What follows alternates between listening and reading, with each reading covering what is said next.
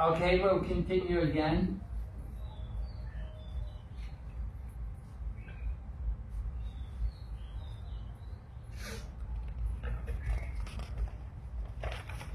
So Indra is analyzing his own situation. He's speaking, and he gives the example. He said, one who's situated on the throne of a king. If somebody says one who's situated in the throne of the king should not stand up to show respect to another king or a brahmana, then it's understood he did not know the superior religious principle. So proper behavior, proper action, very important. How to properly respect people like spiritual master, brahmanas and Vaishnavas. How to receive them properly. Prabhupada gives some examples in the purport here. So Lord Krishna, how he received Narada Muni. When Narada Muni came to visit him, Lord Krishna gave great respect to him. Lord Krishna offered worship to Narada Muni, because Narada Muni was a brahmachari, a brahmana, and an exalted devotee. And although Krishna was acting as a king, it's his duty, according to Varnashram, the kings are expected to honor the brahmanas. The brahmanas are the head of the social body. So Lord Krishna showed the example. Although Lord Krishna is the Supreme Lord, he's playing the part of a king. And he wants to show people how to respect the brahmanas. There are many examples also how not only Narada, Krishna received Sudama. How Lord Krishna received Sudama, how he washed Sudama's feet. He offered worship to Sudama.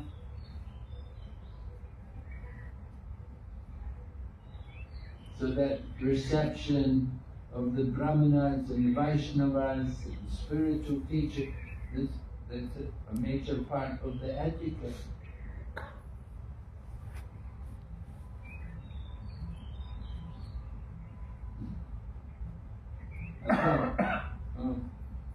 How society should be formed, how one should advance. Prabhupada said, society concerned only with manufacturing new cars and new skyscrapers every year, and then breaking them to pieces and making new ones, may be technologically advanced, but it is not a human civilization. Not a human civilization. People are so proud of their cars and their big buildings. They put them up and they knock them down. New cars, every couple of years you need to get the new car. Now people have got the battery cars, the electric cars coming more and more. And what do they do with the old cars? Scrap, and more cars. It's a big problem, what to do with scrap. Become consumer society. You live in big cities like Calcutta, Mumbai. So many people, so much garbage every day. What to do with it? And you can see here in India also, plastics everywhere, plastic bags, plastic paper, and then all these different kinds of plates which people have, not lead plates, but they use this some kind of plastic material. It makes such a terrible environment. When I first came to India, I came to India first, it was 50 years ago, 1970s. At that time, there were no plastic bags. There was no plastic in India. Everything was the page from the school book. You know, they had the children's book, and they would rip the page out and they would fold it up and they'd make a bag out of it.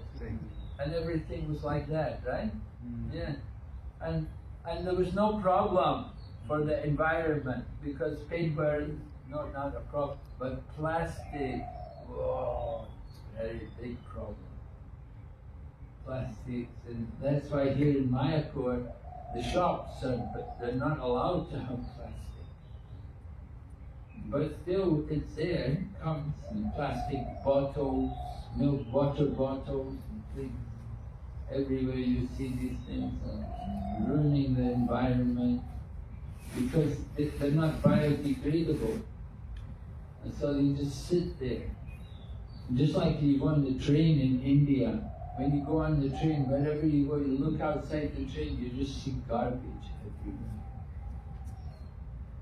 I went to Tirupati. You go to Tirupati, and if you walk up, you know, there's a road up, you can walk up the stairway to Tirupati. And I walked up, and I was shocked to see all the garbage everywhere. The people throw things over on the hill and the mountain there, and then everywhere, so much garbage, it was terrible. I don't know if they're ever done anything about it, but so just like here in Mayapur, the devotees, they try to keep the Ganga, the Ganges, we try to keep it clean. We try to go around and collect the garbage and keep Mayapur clean. Devotees go around, they instruct people, you know, please be careful with your garbage. Please don't just throw it outside. You know, please, you know, keep it in one place. We'll come and collect it, take care. Devotees are trying to keep Mayapur green. But it's a challenge, you know. People are not trained, they're not educated. And they get plastic, and they get all this plastic material, throw it everywhere, styrofoam as well, you know, so much things are just left there, they just accumulate. And sometimes even they throw them in the river, or they throw it in the sea, and then when they're thrown in the river, the fish eat them, and the fish die because they ate the plastics. And the animals, the cows are also, they go to the garbage and they eat the plastics also. And they also die because they eat so much garbage, so much plastic. So, you know, we have to be kind to the environment. We have to be careful how we live. The modern society, so many dangers.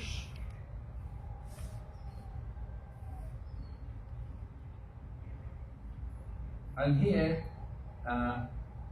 they give an example about a stone boat.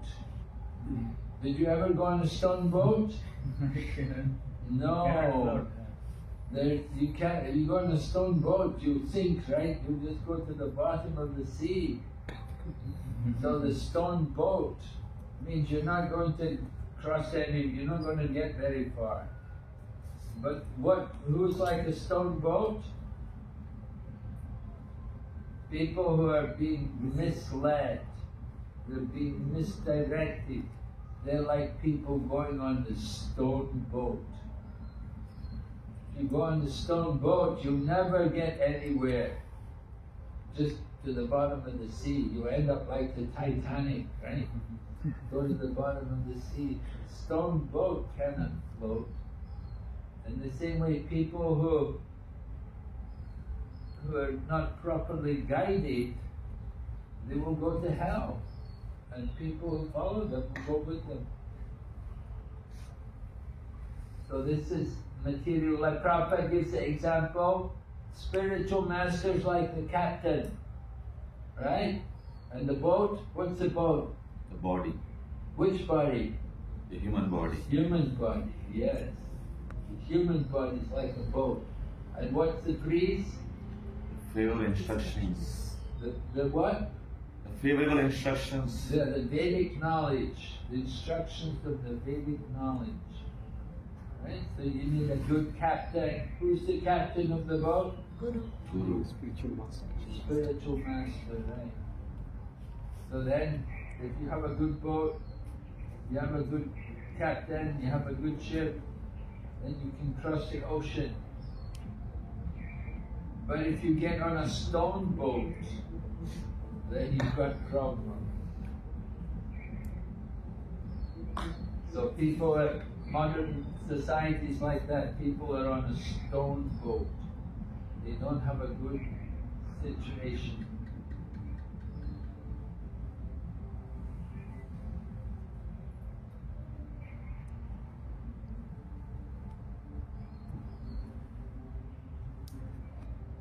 So board a stone boat will sink.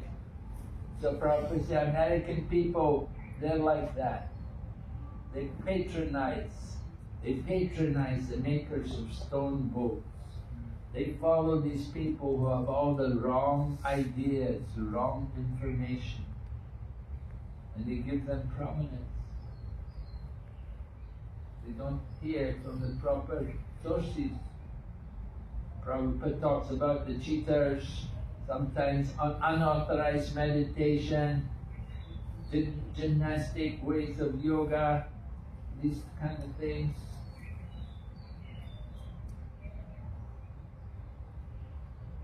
So society has to be properly guided, otherwise we'll just sink.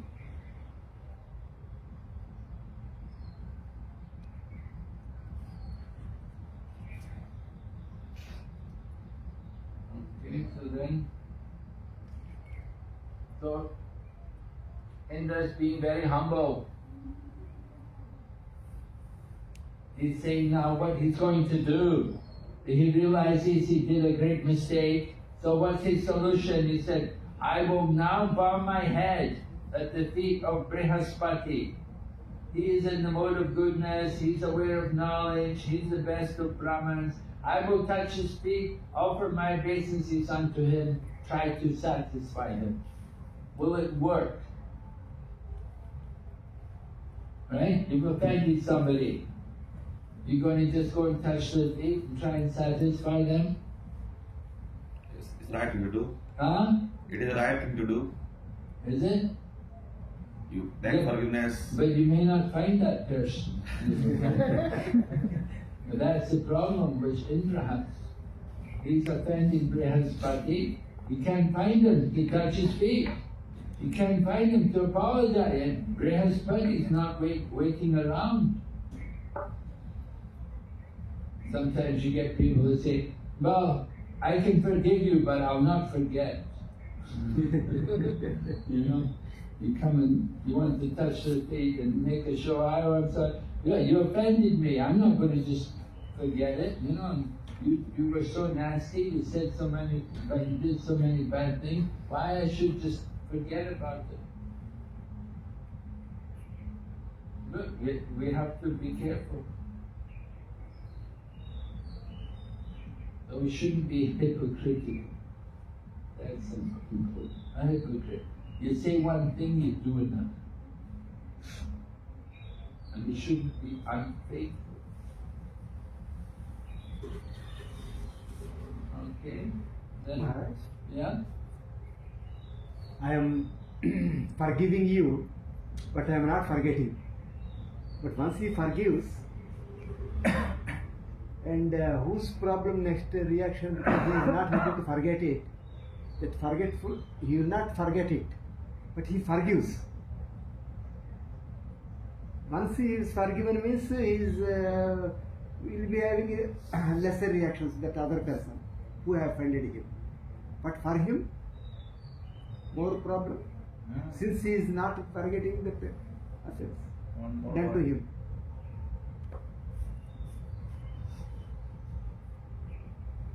Well, he's forgiving, but he's not forgetting. No. So he's going to be careful in dealing with that person again. He may forgive that one time, but he's cautious. That this person offended me before, he may do the same thing again. No, it's fine, Maharaj, but the fact is, for him, he is not forgetting that incident. That means he is booking his another birth. He is not forgetting. He has to forget. Otherwise, for that forgetfulness, if he don't forget, then he has to take book one birth, another birth again. He has to forget that one. Yes? Yeah, actually, of course, you're right. You have to, before you leave this world, you don't want to be keeping grudges in you. Oh, this person, that person. You don't want to have any kind of regrets within you. You have to let go of everything. If you still have these thoughts in your mind, then will certainly bring you back again to the material world. So you have to be careful about that. We have to let go of everything.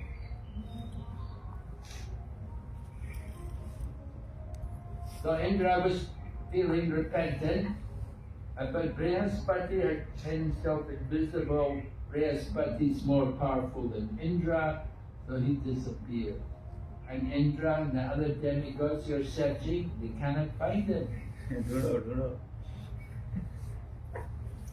So although Indra was surrounded by demigods, he could not get peace of mind. But he understood, my Guru has become dissatisfied. Now I have no means of achieving good fortune. So Indra was in this condition, so what happens? The demons hear about it, right? News travels. Very fast. Yeah, news travels fast, right? Now with the internet, very fast, right? Good news for them. Huh? Good news for them. Good news for the demons, yes, they're happy to hear. The demigods have offended the Guru is gone, left them. So they don't have the Guru behind them. Now previously the demons had not been very respectful with the Guru, but now they were careful and they were following the orders of the Guru. Now they were careful, they understood the importance of having the mercy of the Guru. It made a big difference to them. So, the demons come, they get their weapons, they come and they attack the demigods, and the demigods are in trouble. The demigods were all cut and injured, and they all had to go to Lord Brahma and ask Lord Brahma for help. What to do? What are we going to do?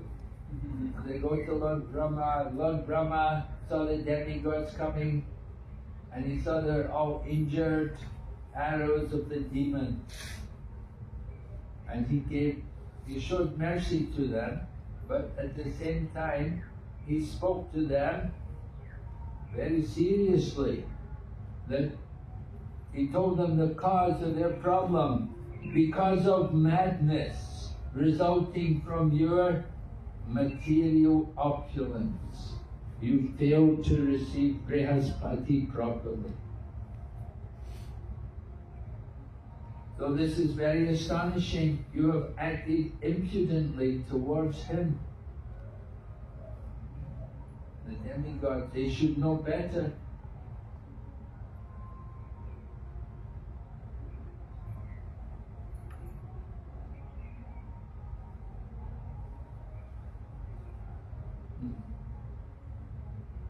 Problem was, familiarity breeds contempt.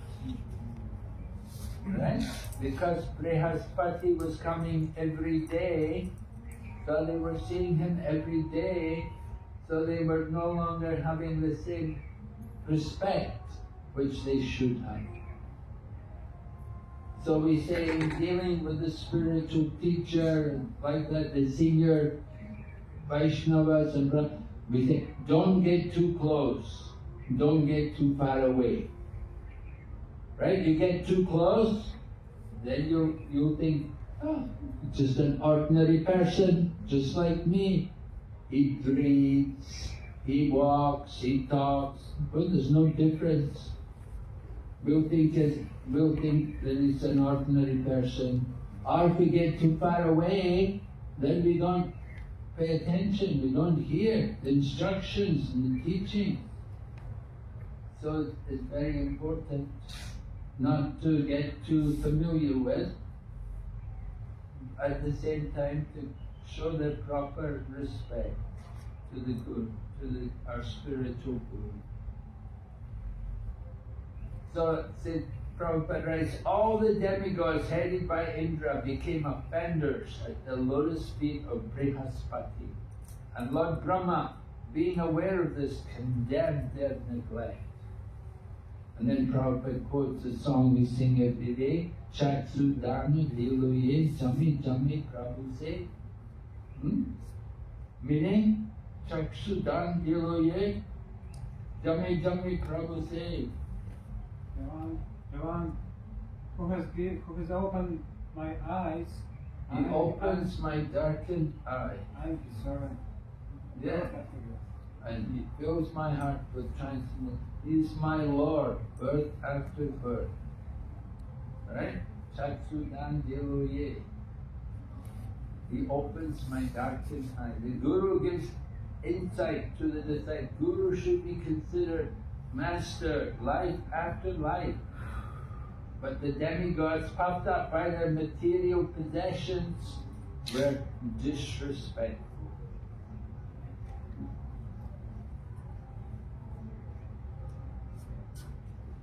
Alright? Yeah, you have to go meditate.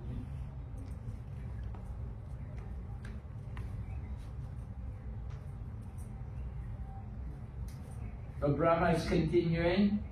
Because of your misbehavior to Brihaspati, you've been defeated by the demons. Now previously, the demigods were always able to defeat the demons. But time went against them. Because they'd offended Brihaspati, they made a great mistake. Now they're in trouble. What are they going to do? The demons beat them. You've been defeated. You defeated the demons many times, but now they've defeated you. You were so advanced in opulence.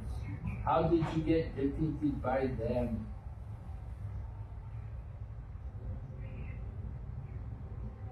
So these things happen, of course. Sometimes we think, I'm so good, I'm so great, and then you get defeated. So Prabhupada describes here, when you disrespect the superior, you lose longevity and the results of pious activities. In this way one is degraded.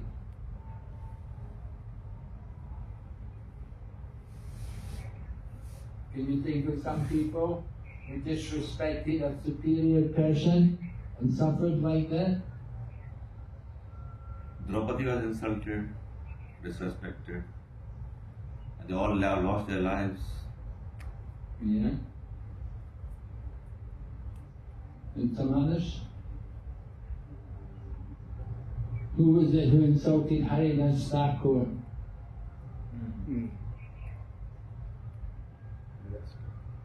The king of that place who sent the prostitute. Huh? Ajam Khan. No, there was another person, there was a Brahmana. Yes, yes. Some Chikravati. Gopal Chikravati. Gopal Chakravarti, was it Gopal anyway? What happened? Yeah. Haridas Thakur, he was. This kind of glory for the whole He name. was in Saptagram, around Saptagram. Haridas Thakur was discussing the glories of the holy name. And he said that even a shadow of holy name can give liberation. But the other person, he was arguing, so no, it's not. It cannot be true. And he's speaking. He's saying why. If it's not true, let's check. If it's not true, let him lose his nose. Yes, his nose will fall off. Gopal Chapala. This Gopal Chapala, he was the smartest Brahmin. He was doing the puja in the home of some wealthy devotees. Who was it? Govardhan Majumdar. Majumdar. And Govardhan Majumdar.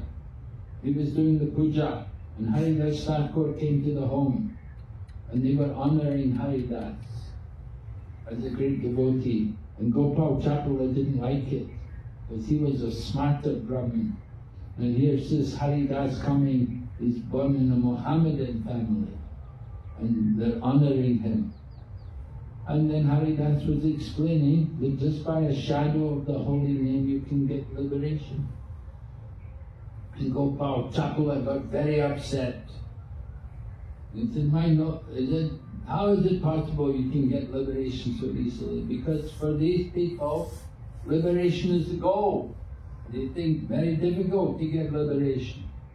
But Haridas said, just by a shadow of the name, by chanting it Namabas, you can get liberation. So, Gopal Chapala got angry, and so then the family told him, you've been very disrespectful to Haridas Thakur. They said, this will not be good for you. You should get out from our house. We don't want to keep you in our house any longer. Get out from... And then within a few days, his body became full of leprosy.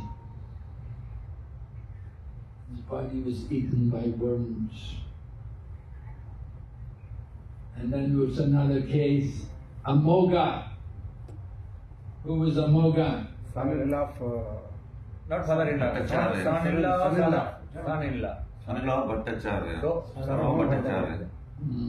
Yes, Bhattacharya's son-in-law. What did he do? He told Mahaprabhu that you are eating too much. Actually, before Sarvabhauma Bhattacharya and his wife invited Mahaprabhu in his home, and before that he warned him not to come Amoga, don't come this side. So he arranged so many varieties of meals and big meals he arranged for Mahaprabhu, Chaitanya Mahaprabhu. But while he was taking that prasadam, the Amoga, he leaped through that door. He opened the door and he saw that one. Then he said, wow, this much one, this like that he expressed. Like that he expressed. So that Mahaprabhu saw, and the Sarvabhauma Bhattacharya and his wife, they felt so ashamed. And so Sarvabhauma started thinking what to do. Should I kill him? So that time, anyhow, he managed to throw me out. Then the Sarvabhauma Bhattacharya and his wife, they prayed to Lord Chaitanya Mahaprabhu, please forgive us. We have done a great Vaishnava aparadh in that way. So and Mahaprabhu went home. Then after some time he got news that he has got severe Cholera. Cholera. He has got cholera. But Mahaprabhu went to him. And what did Mahaprabhu do? He went to him, he first cured him, Amoga. Then this side Sarvabhauma Bhattacharya and his wife, they were fasting. Because of this offense, they were fasting. They said, we will not, till the death, we will fast. Then after curing him, Mahaprabhu visited Sarvabhauma Bhattacharya's house. Then they said, he said that, then Sarvabhauma Bhattacharya said, why did you save him? Let him die. In that way they said. And they were fasting, so Lord Chaitanya said that you break your fast. This offense he has done, but Take this up. that way he... Lord Chaitanya put his hand on the chest of Amoga and said, don't keep that envy there in the heart. Give up that envy in nature. In this way, Lord Chaitanya corrected. Okay, so there are many examples like that about how people get reactions for offending great souls. Of course, Vinasa got chased by the Sudarshan Chakra because he offended Ambarish.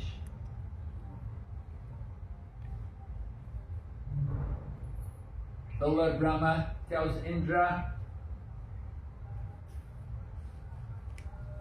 he said initially the demons were weak because they disrespected Sukracharya, but now they're worshipping Sukracharya with great devotion and they have become powerful.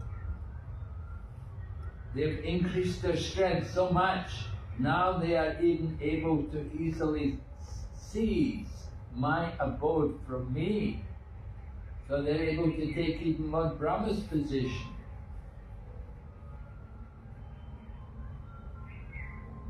So this is the power. You get the mercy of the Guru, you can become very powerful.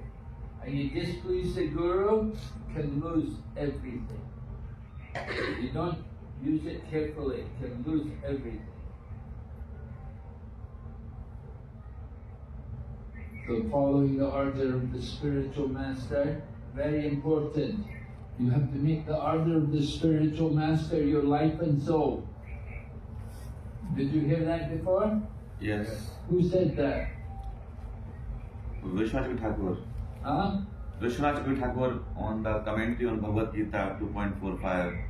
Yes. And Prabhupada read it and he felt transformation in his heart. Right, yes, good. Bandhamui savdhana mate. Bandhamui savdhana mate.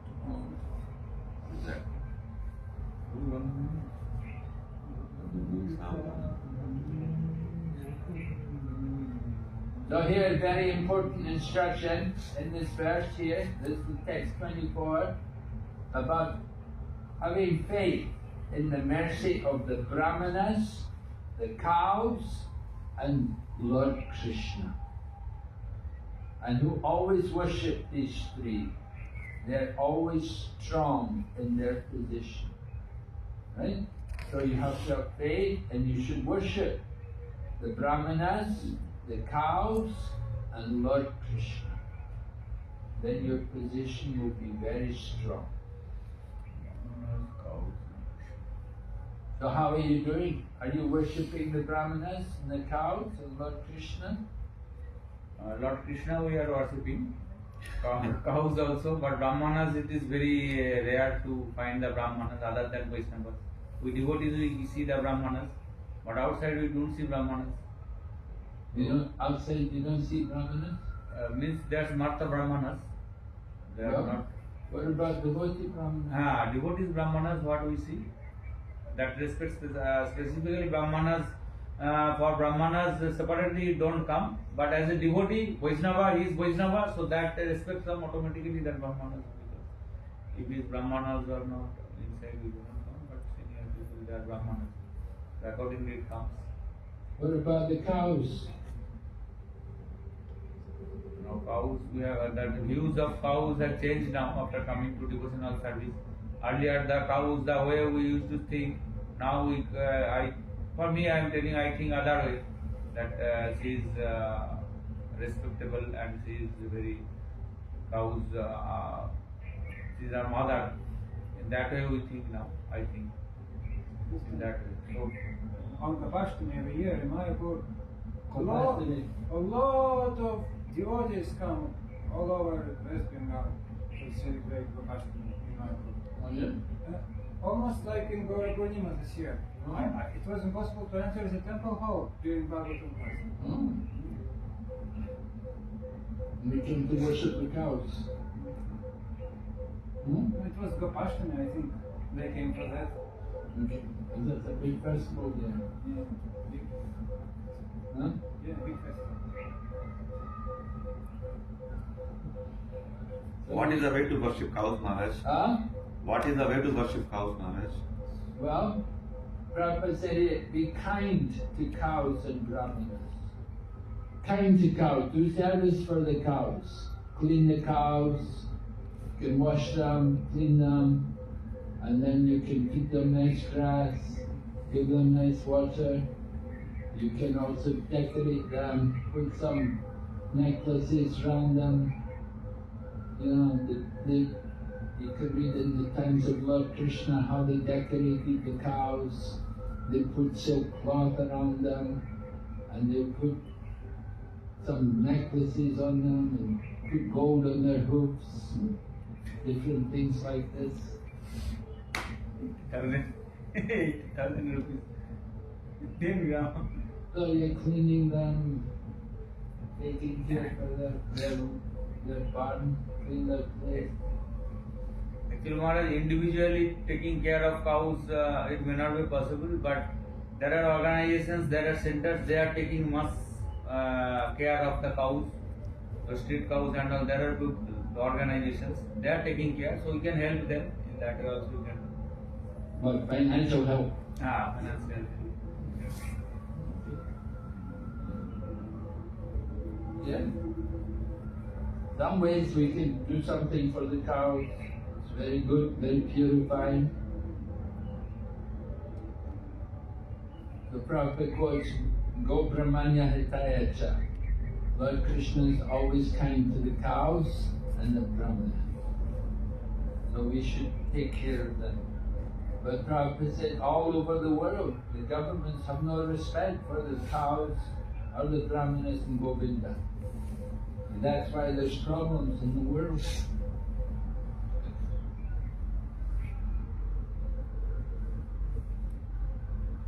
We're trying to get people to cooperate together. So that Lord Brahma is telling the demigods what to do. He said, you've lost your guru Brihaspati, so you need to get a guru. You need to find another guru. So I instruct you to approach Vishwarup, the son of Twashta, and take him as your guru. You must have a guru. If you don't have a guru, it's a big problem. And you've offended your guru, so you have to get another guru.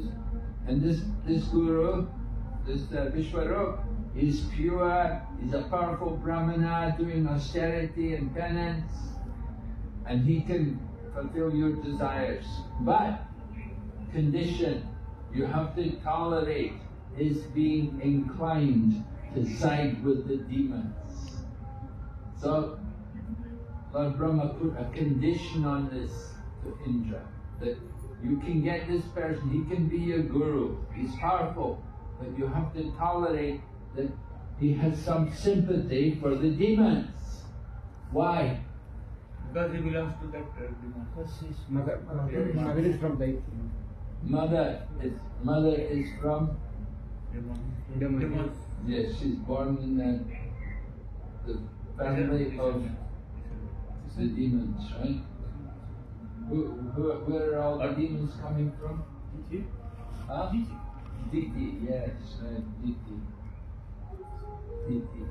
Yes?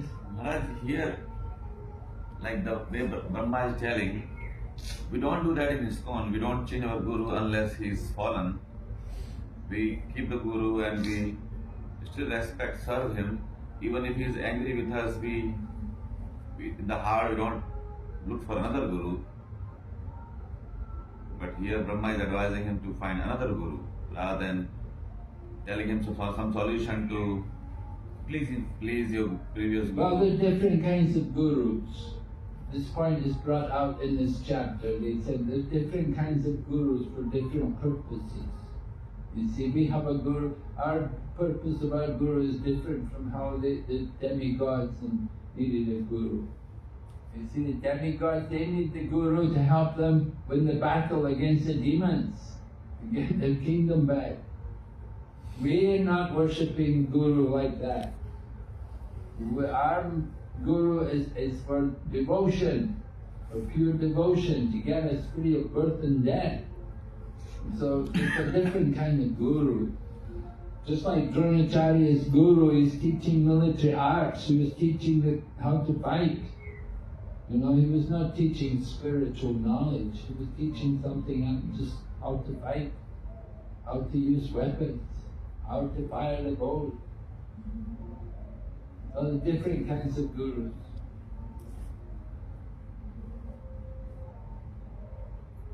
So the demigods, they go to see Vishwarup, and they're very respectful to him. They embrace him. They speak nice words. Beloved Vishwarup, may there be good fortune. It's almost like, what do they want? You know, they're coming and they're flattering, they're speaking kind words. We demigods have come to your ashram as your guests. Please try to fulfill our desires. We are like your parents. So, you know, they're really telling Vishwarup, you know, you should do what we want.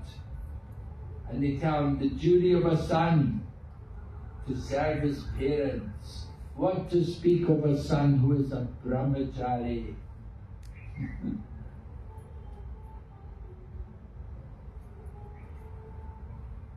So then they talk, the demigods speak about the positions of the different people. The acharya teaches Vedic knowledge, gives initiation. He's the personification of the Vedas. A father personifies Lord Brahma, a brother King Indra, a mother the planet Earth, and a sister Mercy. And in so many different, the guest personifies religious principle. An invited guest, the demigod Agni, all living entities personified Lord Vishnu. So this way, seeing everybody in different ways, understanding how to respect everyone.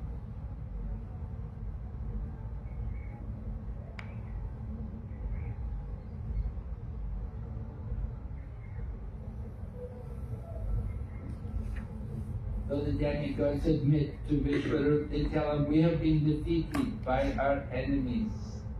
So we are very aggrieved. Please fulfill our desires through the strength of your austerity. Please fulfill our prayers. So the demigods, they want to get the strength from Vishwarup. They want Vishwarup's strength. His austerities will give them the strength to defeat the demons. You see, it's a very materialistic relationship with the Guru. It's not like we in ISKCON, we have a Guru, and you know, as you say, of course we don't give up the Guru, we don't change the Guru, but we have to serve the Guru, we have to have a nice relationship, we have to please him. We should think how to please the Guru, just like we were all how to please Prabhupada. Prabhupada wants us to distribute books. We would go and distribute books, you know, we go and we do so many things for Prabhupada.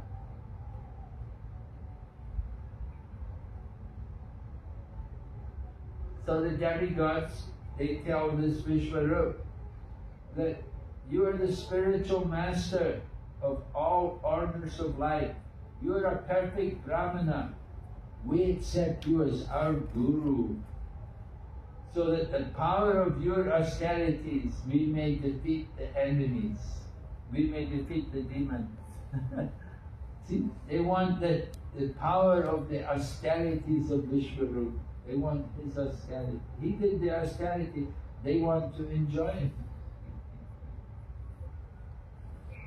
Prabhupada writes in the purport, text 32, one must approach a particular type of guru to execute a particular type of duty. You got music gurus, you got cooking gurus, you got shastric gurus, you know. So Vishwarup was inferior to the demigods, but the demigods accepted him as their guru. Why? Because he can help them to conquer the demons. A good business relationship. And the demigods try to encourage him. Sometimes the guru is younger than the disciple. Just like when Prabhupada left the world, when Prabhupada departed from the world, he appointed people to be spiritual teachers, and they were not very old. You know, most of them were in their 30s, mid-20s, and all of a sudden they became spiritual teachers, you know. And of course they were young and very dangerous to get so much honor and respect. And of course the way we were doing it in those days, initially, because it was the Zono, they had the Zono Acharyas, so they were getting worship in the temple room, and even the God brothers were supposed to worship them, some things like this, you see. Things which we don't do nowadays.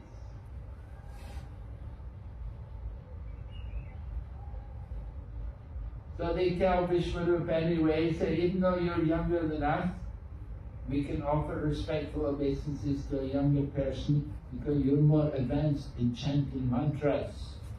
Somebody's more advanced chanting mantras, maybe junior. Somebody may be advanced in terms of responsibility. Someone may be more advanced in terms of initiation. Somebody may be more senior in age. You know, there's different ways in which a person is senior, right? Somebody is senior by realization. Somebody is senior by responsibility. You've got a position of responsibility. They're senior, you have to respect them.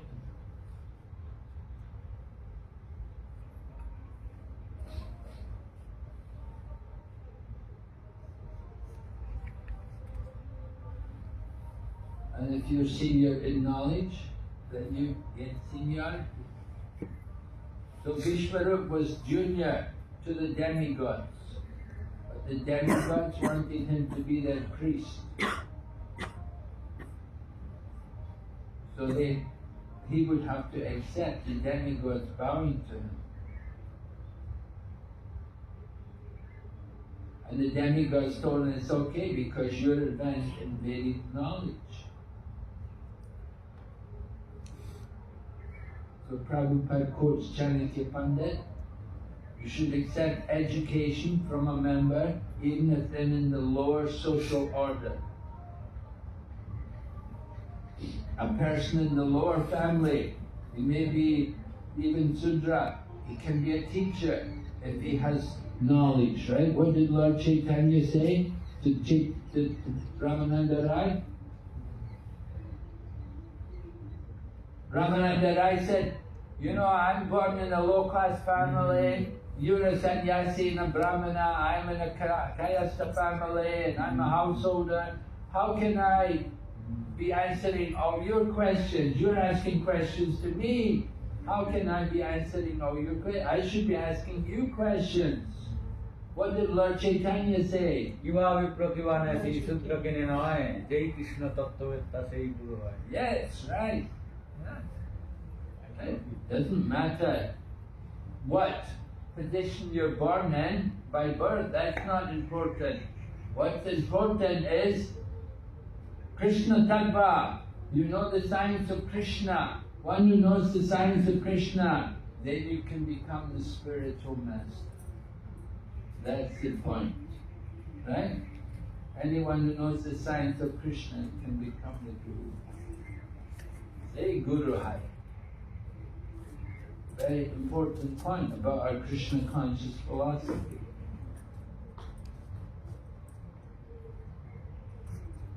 So Vishwarup was advanced, he was very pleased. They were, of course, they were flattering him. Vishwarup was enjoying it. Okay. Vishwarup, he accepts her. But at the same time, he understands the difficulties of becoming the priest, becoming the guru.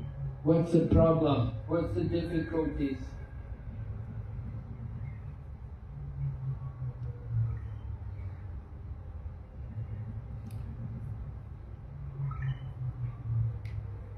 one may start to exploit the resources of his dependent disciples.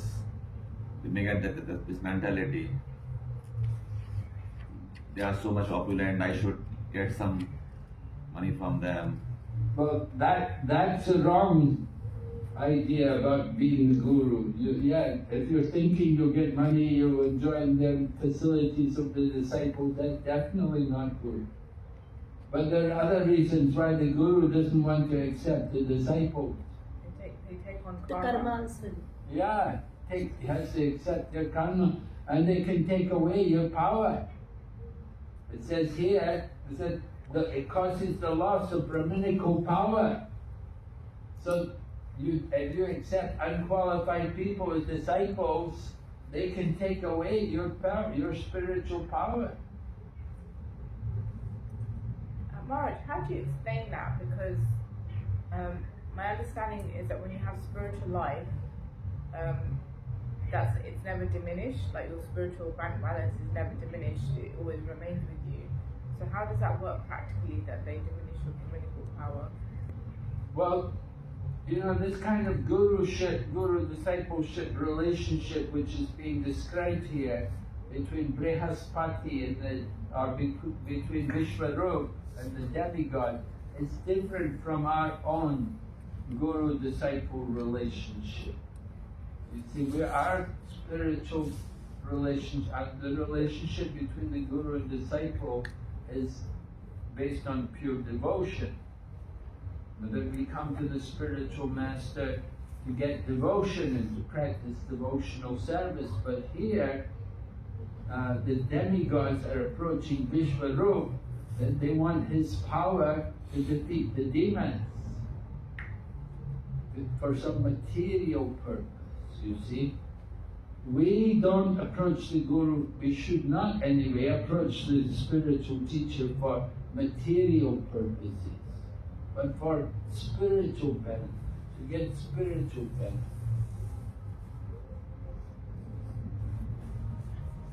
But here, the demigods, they want to get just that, they want to defeat the demons in the battle, that's all.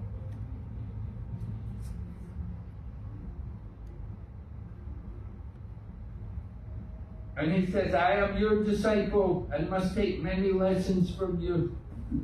So Vishwarup is putting himself as a disciple, not just the guru. He said, I cannot refuse you, I must agree for my own benefit. So Vishwarup understood he would get some benefit by serving the demigod. What benefit will you get? Well, the results of their pious activity. Pious activity. Prabhupada explains in the purport, right? The activities of a Brahmana, what the Brahmana is supposed to do. Patana patana, yajana yajana, dana pratigraha. Brahmana is the priest for the sake of their elevation. But if you become one who accepts the post of spiritual master, neutralizes the sinful reactions, right? You become the guru, you get people to stop their sinful activities. And then you perform yajna. The results of the pious acts previously performed by the priest are diminished. Therefore, priesthood is not accepted by learned Brahmins. Pious activities which he did, the benefit which he got from all his pious activities is reduced because he accepts the sinful reactions of people. He gets people to stop to neutralize the sinful reactions. So that the guru is taking away these sinful reactions.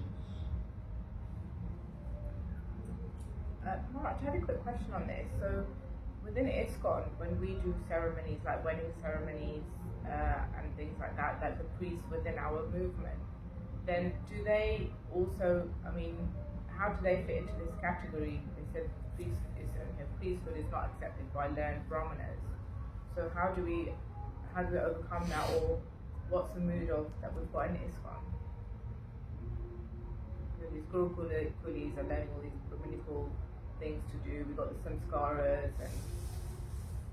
Well, yes, Brahmana is doing these duties. The Brahmana, but they do them as a service for Krishna, for the satisfaction of Krishna. They don't do it just for any material reason, but it's all should be done in Krishna consciousness. A wedding, people get for the satisfaction of Krishna. Man and woman become married for the service of Krishna. To help each other progress in Krishna consciousness, to produce Krishna conscious children. So it's all in relation to devotional service. Is there a karmic implication? Huh? Is there a karmic implication? Well, it will depend on the people involved. If they're in the consciousness of pure devotion, then there's no karma. Everything depends on their attitude. Are they doing it for their own sense gratification, or is their motive simply for the pleasure of Krishna?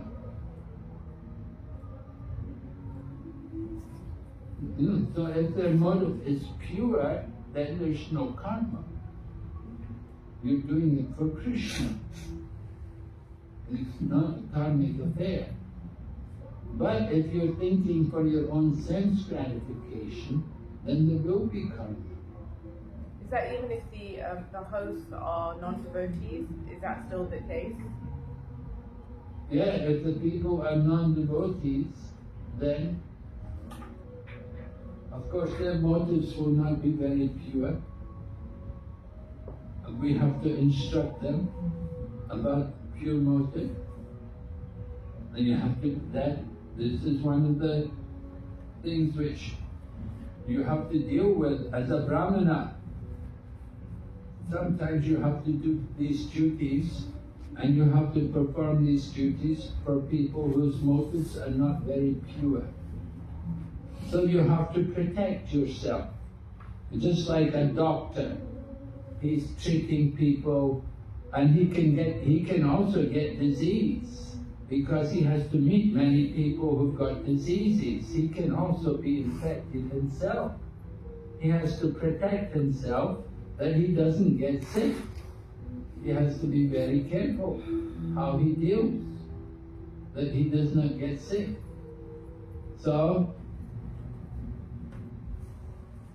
the same way the Brahmana has to be careful. He has to keep very strictly the religious principles. So you have to have a Brahmana who is a very pure-hearted Brahmana, who is doing these duties as a service to Krishna, and who does not utilize the results. He's not doing the service just to get money for himself, for his comfortable living, but he's doing it as a service for Krishna. It can be a problem. You get people doing different services for Krishna, like life membership, collecting money, collecting donations and so on. People can be thinking only about their own well-being. They're not just collecting money for the temple, but they're thinking, what will I get? So we should not be selfish in performing our service to Krishna. Our mood should be to satisfy Krishna. We give the results to Krishna. Maharaj, I have one question. I teach here at the international school, and to attend this class, I have to call them early in the morning. I teach before coming to class at 10, 10:30, and I teach after 1:30. So some of them they are not able to come at 7:30 in the morning, and I feel like that I am doing some injustice to them to attend the Bhakti course here. So how do I do it? What should my question? My question is, am I doing bad or am I doing good? I don't know actually. But who's supposed to come? The children? Yeah, I mean, my course start here at 10:30, Yeah. and and my school is from 8:30 to 3 p.m. Uh-huh. 3:30. Mm. So to come to this course for 3 hours in between, I call them early in the morning 7:30 instead of 8:30. I call them 7:30. The class that I have from 10:30 to 11:30, that class I call 7:30 to 8:30. Oh. I can teach them. But Uh-huh. because of cold, they are not able to come. Because of cold. Yeah. And some of them are lazy also. So I feel that I am doing injustice to them for my sake of doing the course here. Well, the course here is not forever.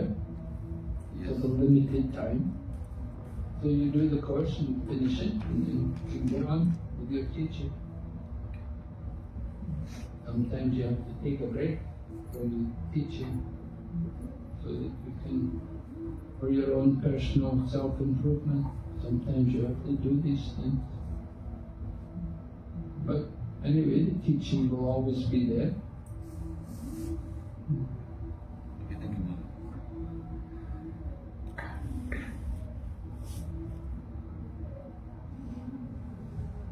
Alright, so Vishwarup became the priest of the demigods. And it said here, he became because of his profound respect for them. So mutual respect. The priest and the disciple, they have mutual respect for each other. Vishwarupa as a priest, he respects the demigods. And the demigods, they're in a position like the disciple, they're respecting Vishwarupa. So that's a very healthy situation. To have respect for each other is important.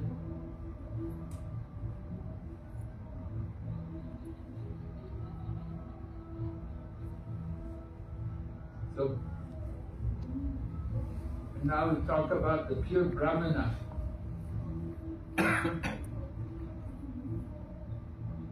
Householder Brahmanas who abide by these principles of austerity and penance, maintain their families. Brahmanas who desire to achieve happiness by gaining wealth through professional priesthood must certainly have a very low mind. How shall I accept such priesthood? So Vishwarupa is describing the materialistic Brahmana. Some people are Brahmanas, they're just simply thinking they'll get the money, they'll make the money, they're going to get profit. They want that. But a real Brahmana, he won't be concerned like that.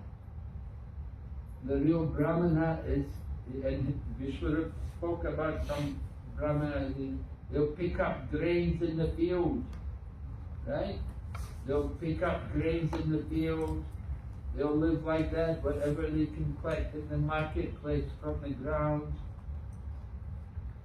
They'll do this kind of tapasya.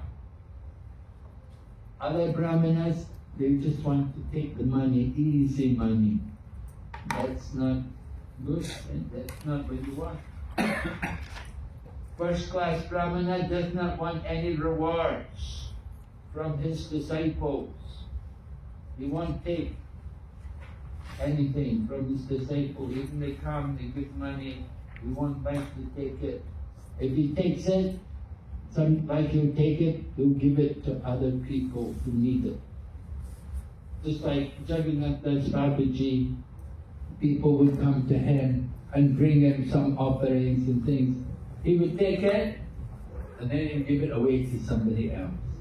Because he didn't want it. He didn't fancy blanket, some money like that. He would take it from the people, and the people thought, I've got it. See, he's taking things from me. He wants it. But he would take it. He would give it to other people. He would give it to some brahmanas, some elderly, poor people who needed it more than who wanted, like similarly in Krishna consciousness, it's a duty, it's a sannyasi, they're given, sometimes they're given things, you have to take it. Even not only sannyasis, Malati, you know Malati Mataji? Very senior lady in our Krishna consciousness. Yes. So she described, she was in the early years, they were in India, they were on somewhere, they were doing Sankirtan, and people came up and they gave her heavy chadar because it's cold, and they gave her a big cloth like that to put on. And she said, no, I don't want it. And Prabhupada said, no, you take it. Prabhupada told her, you have to take it. They're giving you have to take it. It's your business to take. You accept it. You don't have to keep it for yourself. Later on, you can give it to somebody else. Hanuman Prasad Swami, very wonderful devotee. He was at Rath Yatra in Punjab somewhere, and they did a Rath Yatra, and it was a cold day. People came out, they gave him a big chadar. So he had the chadar. A few minutes later, he gave it to somebody else. And then a little further down the road, somebody else gave him a chadar. So he gave it to somebody else again, And in the course of the day, he got like 5 or 6 chadars. He distributed stuff to all the different devotees.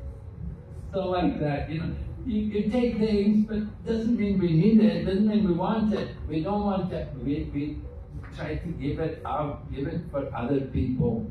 Let them use it. When you can see it can be used nicely in the service of Krishna. So that's the duty of a Brahmana.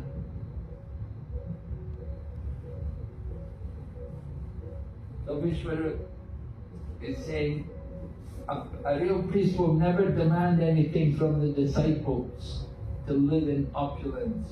A pure Brahmana voluntarily accepts a life of poverty and lives in complete dependence on the mercy of the Lord. The conclusion is that although a Brahmana may receive much opulence from his disciples, he should not utilize the rewards of his priesthood for his personal benefit. He must use them for the service of the Supreme Lord. Very important points here about all of us as devotees. People come, they give you these things, and you have to be careful not to think this is mine, this is for me. It's all for the service of Krishna.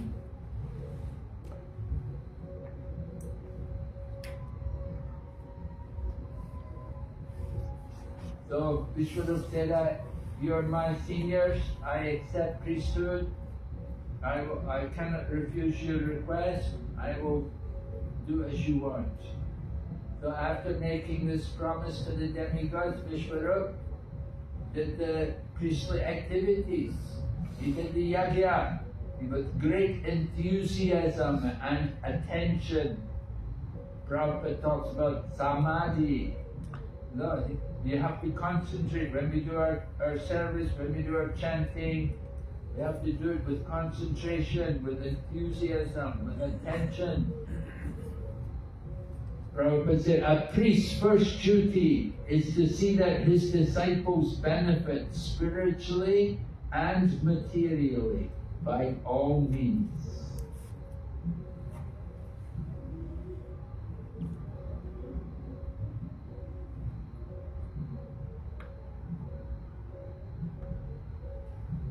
So Vishwarup was more powerful, and he composed the mantra, the Narayana Kavacha. He composed this protective prayer, the Narayana Kavacha. And by this intelligent mantra, he took away the opulence of the demons and gave it to Mahendra, the king of heaven. So very interesting, he took away the opulence by the Narayana Kavacha. So that's the next chapter. We'll hear about the Narayana Kavacha, composed by Vishwarup. I was in Mumbai in 1978, there was a big problem. What had happened was there was some gundas came and there was a big fight at the entrance to our temple at Juhu. A big battle. Somebody came and gundas came and it somehow became a big fight. And people got arrested and actually it was, there was always a lot of politics with our Juhu temple because the man who was selling, he didn't want to sell it, he wanted to get the money and keep the land. So it was a big issue. It was very tense. And at one point these gundas came and there was a mix-up with the shoes and it became a big argument and then a big fight. They started fighting each other and people got hit and everything. And some people got put taken by the police, got put in the jail for some time. And so the devotees, we were all chanting this Narayana Kavacha at that time. At that time the sixth canto, has it come out? Already come out? It was 1978. Books have been printed. So 78? Huh? 78? 1978. Yeah. Prabhupada passed away, no? 77? Yeah, he passed away 77. So the books were already out. Okay. So we had the sixth canto. So devotees were reading Narayana Kavacha. Many devotees started to chant the Narayana Kavacha every day for their protection. And of course protecting them. They were safe. You were also there Yeah, I was in the jail? No, I wasn't in the jail. But different people, but senior devotees, Sridhar Swami. Because some of the they knew, the neighbors were the ones who made all this trouble. Eventually we had to give them money to get them off the land, They were living on the land and they didn't want to get off. And the whole issue. They're cooking meat and stuff like that. We didn't want them living there. They didn't want to go. They wanted big money. India is not easy.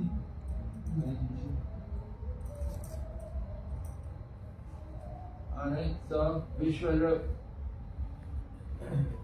he gives a powerful mantra.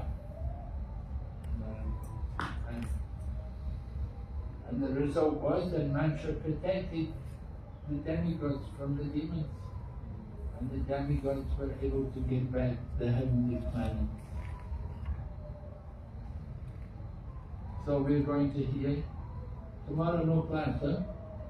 No class tomorrow. No class tomorrow. Okay.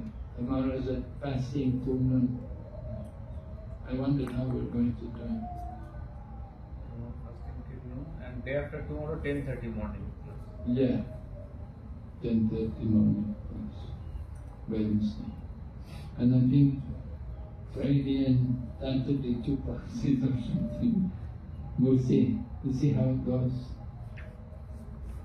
We'll have to, yeah. A priest's first duty is to see that his disciples benefit spiritually and materially by all means. Huh? Spiritually and materially benefit to his disciples by all means. What is that materially benefit means? How spiritual master does material? Yes. If you take care of your spiritual life, your material life will also be better. You'll be more peaceful. You'll be healthier. You should not have so much anxiety and stress. You should be a better person, more in control of your mind and senses. Though materially better doesn't mean necessarily you'll be rich, but basic needs will be provided. Right? Roti ka prema kan.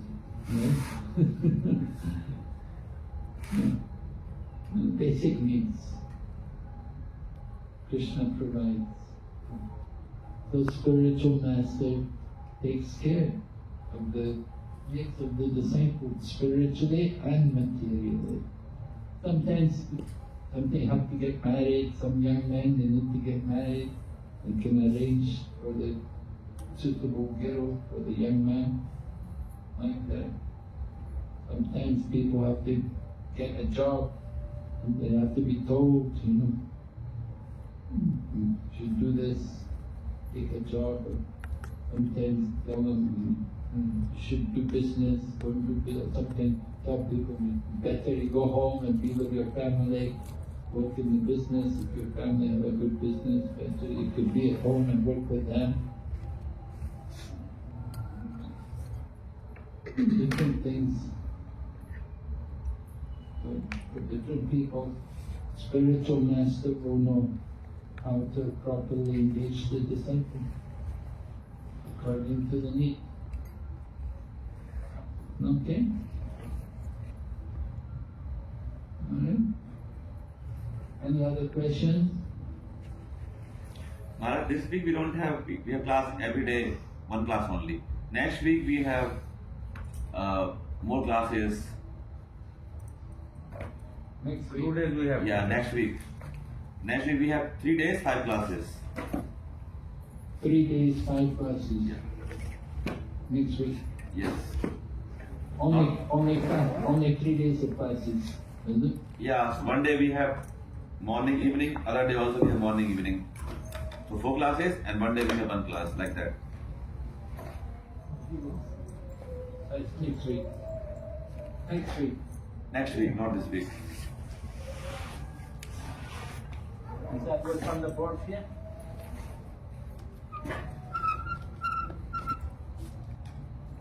Is this? No, not that one. No, not for us. Not that. Something else. Okay. Anyway, next week we'll deal with it when it comes. Take it 1 week at a time, you know.